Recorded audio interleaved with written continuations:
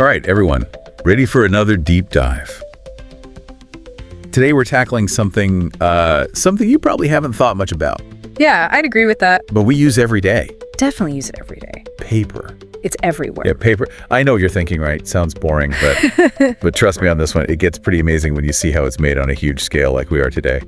It really is incredible. What we'll be looking at today is actually a YouTube video tour of a facility, Oh, cool. the Brazilian Bible Society. Okay, so we're looking at Bibles, We are. but we're not going to get all religious, are we? No, not at all. Okay, good. We're more interested in the how, Right, the process. the process, the making of. Not what it says in it. Exactly. Think of it more like peeking behind the scenes Okay, I like that. at one of the biggest printing places in the world for Bibles anyway. Oh, wow.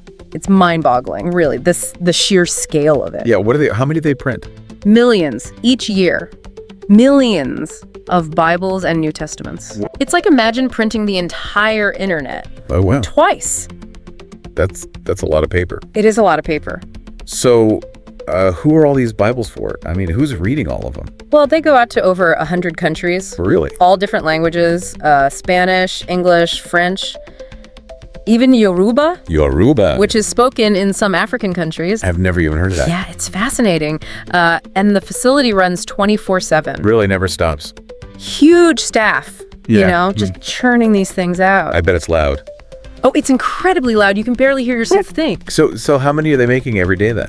35,000 every single day. 35,000 a day. Are you serious? I'm serious. It's like a well-oiled printing, binding, packing, shipping machine. It's hard to even imagine that many books. It really is. So where does it all start? I mean, how do they even begin to make this happen? Well, like with any book, it starts with the text itself. Of course. They have to make sure the translations are right for whoever's going to be reading them. Makes sense. Right. Accuracy is important. Especially with something like the Bible. Right. You want to make sure it's true to the original. Yeah, of course. I can see how that would be really important. It is, absolutely. Yeah. And then you've got the design to think about. Oh, yeah. There's got to be a lot that goes into that. Oh, yeah. You wouldn't think it'd be such a big deal. Right. I mean, it's just a Bible, right? But it is the font, the layout, the paper they use, even the cover. Oh, wow. So they really think about all that. Oh, yeah, because it all adds up Yeah. to the reading experience. It's kind of like designing a website, right? Exactly. Like that, you want people to actually read it. Right. Make it easy and nice to look at. Exactly. And just like with websites, there are trends, Oh, I bet. Yeah. things that change over time. So once all the translation and design is done, what happens then? How do they actually get to the printing part? Well, that's where the really high-tech stuff comes in. Oh, really?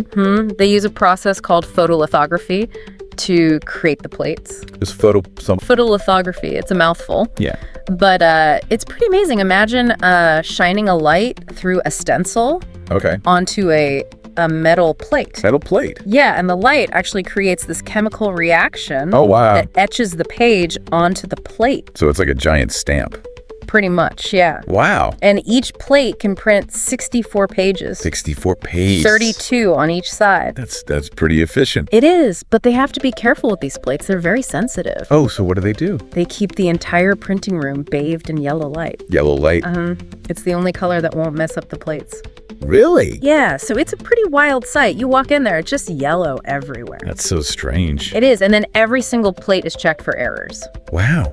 I bet that's a lot of pressure. It is. They have a whole team dedicated to just looking for typos and inconsistencies. Oh, man. I would not want that job. Just intense. So we've got our plates. What about the paper? What kind of paper do they use for Bibles? Well, it can't be too thick. All right, be too heavy. Exactly. But it has to be tough enough to last a long time.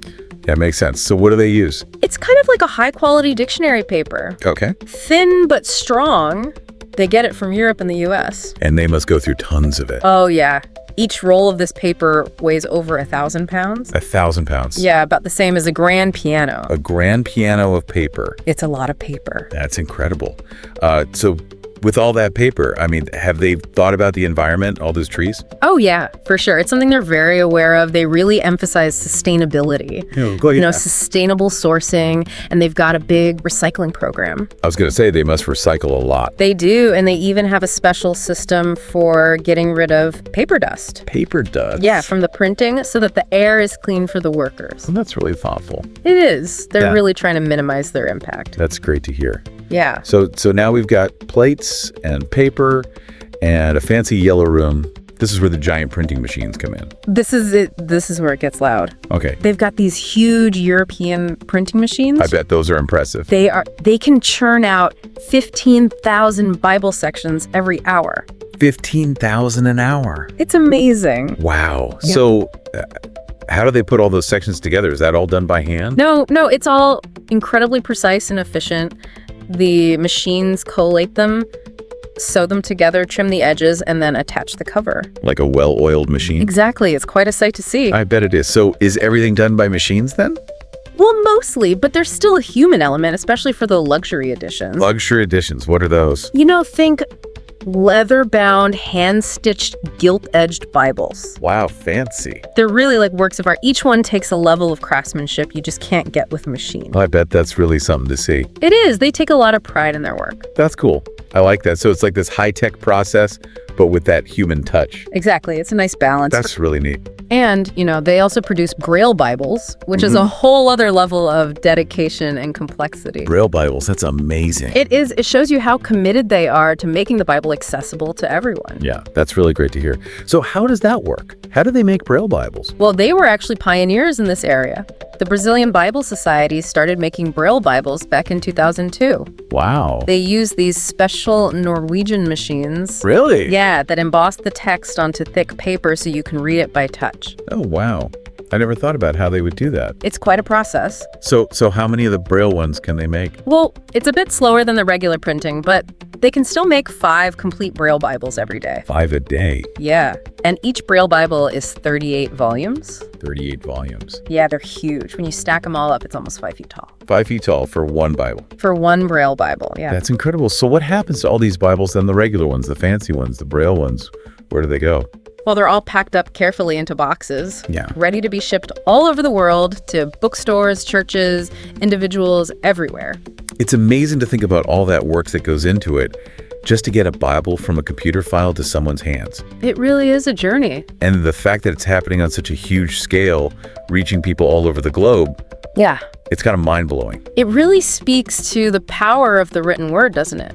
It really does. Even in our digital world, there's still something about a physical book. I agree. There's a certain magic to it. So we've seen how they're made, but I'm really curious about how they actually get distributed. Yeah. I mean, how does a Bible go from that factory in Brazil to, say, a small bookstore in Montana? That's a great question, and that's exactly what we'll be looking at next. Fantastic. I can't wait. It's quite a journey. I bet it is. Yeah. Okay, so we've seen all these Bibles getting printed, but how do they actually get out of that factory in Brazil? Yeah. Do they end up in a little bookstore in Montana? How does that even work? Yeah, that's a fascinating part, really. The journey these books take. The video actually shows all these boxes. Oh, yeah. All stacked up, ready to go. Must be a lot of boxes. Oh, tons of them. It's like a giant game of Tetris. So who's doing all the shipping? The Brazilian Bible Society, they have their own whole network. Really? Yeah, both inside Brazil and internationally. Wow. That's a big operation. It is. They work with partners all over the world. So it's a real team effort. It is making sure those Bibles get to as many people as possible. So how do they do it? Plane, boat, truck? All of the above depends where they're going and how fast they need to get there. I bet. Sometimes it's about reaching really remote communities. Yeah. Places that are hard to get to, so they might use smaller planes or even boats. Boats full of Bibles. It happens. It's quite a logistical puzzle. I bet it is. Yeah. So once the Bibles arrive at their destination, what happens then? Well, that's where it gets really interesting. Some go straight to bookstores, churches, Yeah. religious organizations. Others are given out through aid programs or missionary groups. Okay. And the Braille Bibles, those often go directly to individuals or organizations that help people who are visually impaired. Oh, wow. So each Bible has its own little journey. It does. It's like a branching storyline. That's a great way to put it. And it's important to remember, this isn't just about, logistics and shipping. Right. It's about people. Exactly. There's a whole human element to this. There are people making decisions about where those Bibles are needed most. Yeah. Who will benefit from them. It's a mission, driven by faith and a desire to share a message. Yeah, it's easy to forget that when you're thinking about all the machines and the processes. It is, but at the heart of it, it's about people connecting with something meaningful. It's about touching lives one book at a time. That's it, exactly. And that brings us back to something we talked about earlier. What's that? The power of the printed word. Oh, yeah. I mean, in this digital age, we've got everything online. We do, but there's still something special about holding a physical book in your hands. I agree, especially a book like the Bible. Yeah, there's a sense of permanence. A connection to history and tradition that you just don't get from a screen. And sometimes it's just nice to unplug. Absolutely, to disconnect from the digital world. Yeah, just sit down with a physical book. It's almost meditative. It is. There's something to be said for that tactile experience, Yeah, the feel of the paper. The weight of the book. It's a different experience. It is, and let's not forget the aesthetic element. Those luxury Bibles we talked about. Oh, yeah. The beautiful craftsmanship, they're like works of art. They are. Even the standard Bibles, there's an elegance to them. Mm-hmm. The binding, the paper, the font, it all adds up to a sense of reverence. Yeah, like it's more than just a book. It's something to be treasured. Right, and that's something I think we've kind of lost in our throwaway culture. I agree. We're so used to things being disposable. Yeah. But these Bibles, they're made to last. They are to be passed down through generations. It's a connection to the past. It is a reminder of the power of faith and tradition. It's really amazing to think about how much meaning and history can be contained in just a simple book. It is, and that's what makes this whole deep dive so interesting, Yeah. It's not just about the technical stuff. It's about the cultural significance, the human stories behind these objects. It's about appreciating something that's made with care and intention. Exactly, something that's meant to endure. I never would have thought that learning about Bibles would be so fascinating. Me neither. But it really is. It's a journey that touches on so much technology, culture, faith, history, even the environment. It does. Like all these everyday objects have these amazing stories to tell. They do, if we just take the time to look. Okay, so we've seen how they're made and how they get out there, but what about the future? Ah, yes, the future. With all this digital stuff, are physical Bibles going to become a thing of the past? That's the big question, isn't it? It is. What do you think? I've been giving that a lot of thought. I bet. So are books on their way out? I don't think so, at least not completely. Okay. And definitely not for something like the Bible. Where do you see that? Well, as much as we love our technology, I think there's always going to be a need for something tangible, something physical. Yeah. The feeling of turning the pages, the weight of the book, the smell even. Yeah. You don't get that from a screen. It's like watching a movie at home versus seeing it in the theater. Exactly. It's just a different experience. So you're saying there's something about a physical book that a digital one just can't replace? There is. I think it's about that permanence, Yeah, in a world that feels so fleeting and temporary. I agree. There's a sense of history, a connection to the past that you just don't get with a digital file. Right. And let's not forget the aesthetic part, A beautiful leather-bound Bible. Oh, yeah. That's a work of art, something to be displayed and admired. Not just something you keep on your phone. Exactly. It's like the difference between a digital photo and a framed print. I see your point. Yeah. So you think physical Bibles are going to stick around? I do. I think it's about finding the right balance. Okay. Digital Bibles are great for convenience and accessibility. Makes sense. But physical Bibles offer a deeper, more sensory experience. So it's really up to the individual. It is personal preference. Like the whole vinyl resurgence? Exactly. People still want that analog experience. That connection to something real, something authentic. That's it. So where does that leave the Brazilian Bible Society and all the other organizations like them? Well, they'll have to adapt just like everyone else. Right. Keep up with the times. Exactly. Maybe they'll focus more on those high-quality artisanal Bibles. Oh, yeah, the ones we were talking about. The ones that appeal to people who want that tactile experience. Yeah. Or maybe they'll find new ways to use technology in the printing process. Oh, interesting. Create personalized Bibles or interactive Bibles. That'd be cool. It would. Or maybe they'll become like curators, Curators of Bibles. Yeah, preserving the art of bookbinding, making sure those skills don't disappear. That's a really interesting idea. I like that.